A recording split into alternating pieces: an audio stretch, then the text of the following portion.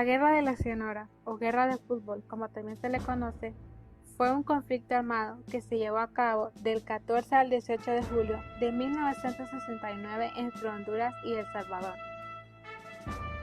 Se considera que la causa principal de este conflicto fue que Honduras decidió redistribuir a campesinos hondureños en tierras que estaban en manos por salvadoreños, para lo cual el gobierno hondureño decidió la expulsión de estos campesinos que habían vivido ahí durante generaciones. Esta expulsión se llevó a cabo por la Ley de la Reforma Agraria aplicada por el Instituto Nacional Agrario, INA. Esta ley fue protegida y justificada legalmente por el artículo 68 de RA. Otra de las causas fue la hostilidad en medios empresariales y comercios hondureños hacia su contraparte salvadoreña, debido a la convicción de que los salvadoreños obtenían beneficios desproporcionados del mercado común centroamericano a costa de Honduras.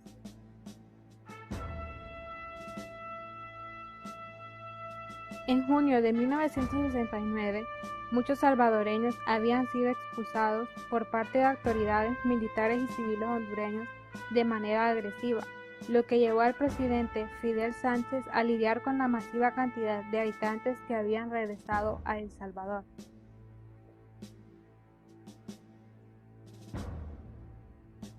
El Mundial de México, que se llevó a cabo del 8 de junio al 27 de junio, fue la gota que derramó el vaso para que iniciara toda la guerra, ya que en dichos partidos se había jugado en un ambiente hostil, por lo que ya pasaba en ambos países anteriormente.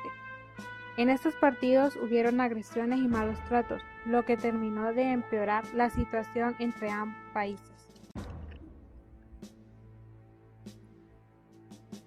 Viendo lo que pasaba entre estas naciones, los cancilleres de Guatemala, Nicaragua y Costa Rica, constituidos en una comisión mediadora, ofrecieron sus servicios instando a los gobiernos salvadoreños y hondureños a tomar medidas enérgicas para detener el conflicto, antes de que la situación se agravara más.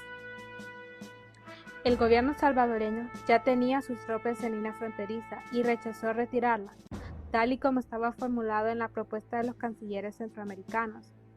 Probablemente el presidente Sánchez ya había optado por la guerra en ese momento.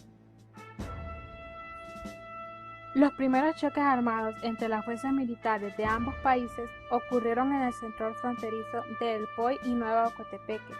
Ambos gobiernos se acusaron mutuamente de violar la línea fronteriza y provocar confrontaciones violentas.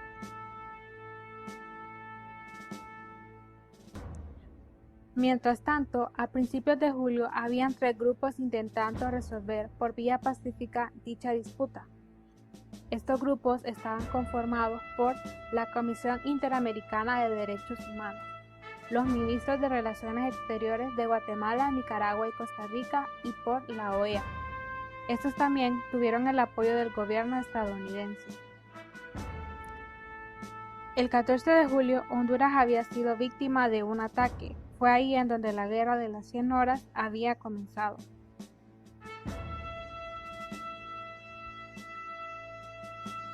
El plan salvadoreño contemplaba la utilización de 11 batallones de infantería y 1 de artillería, desplegados en 4 frentes o tratos de operaciones, los cuales estaban ubicados uno en el norte, en Chalatenango, en el occidente y también en el oriente. La infantería salvadoreña se logró establecer en Nueva Ocotepeque, continuando su avance sobre la labor. San Rafael de las Mataras o El Portillo fue la única acción armada exitosa de las tropas terrestres de Honduras durante la guerra. La Fuerza Aérea fue el lado más fuerte para los hondureños.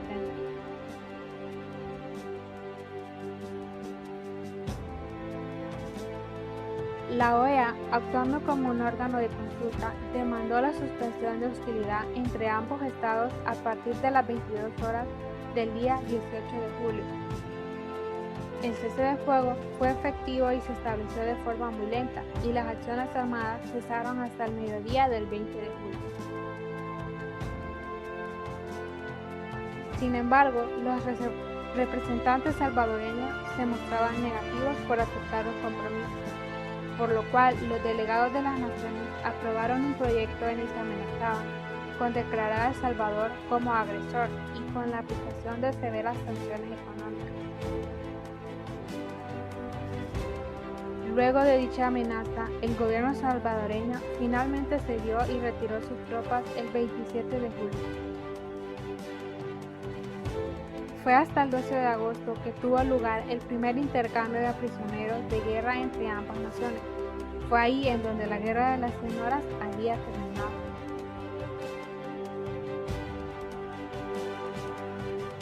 Definitivamente, la serie de partidos de fútbol entre las selecciones de El Salvador y Honduras fue un detonante de violencia. Muchos de los salvadoreños declararon que las turbas armadas eran dirigidas por locales civiles y militares hondureños. Solo uno de los salvadoreños declaró que había recibido protección de una autoridad militar local. Los miles de campesinos que residían a lo largo de la franja fronteriza fueron trasladados a lugares seguros. Cabe mencionar que la Guerra de las 100 Horas tuvo un importante componente, ya que había mucho voluntariado civil en ambos bandos. No obstante, la renuncia voluntaria a cualquier posible desarrollo efectivo, es correcto afirmar que la movilización patriótica y la unidad nacional en 1969 fueron expresiones genuinamente populares.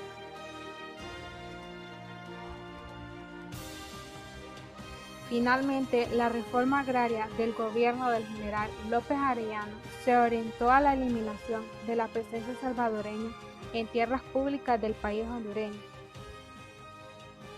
Esto haciendo énfasis en el artículo 68 del capítulo 7 de dicha ley, que establecía como primer requisito para obtener una parcela de tierra por dotación es ser hondureño por nacimiento.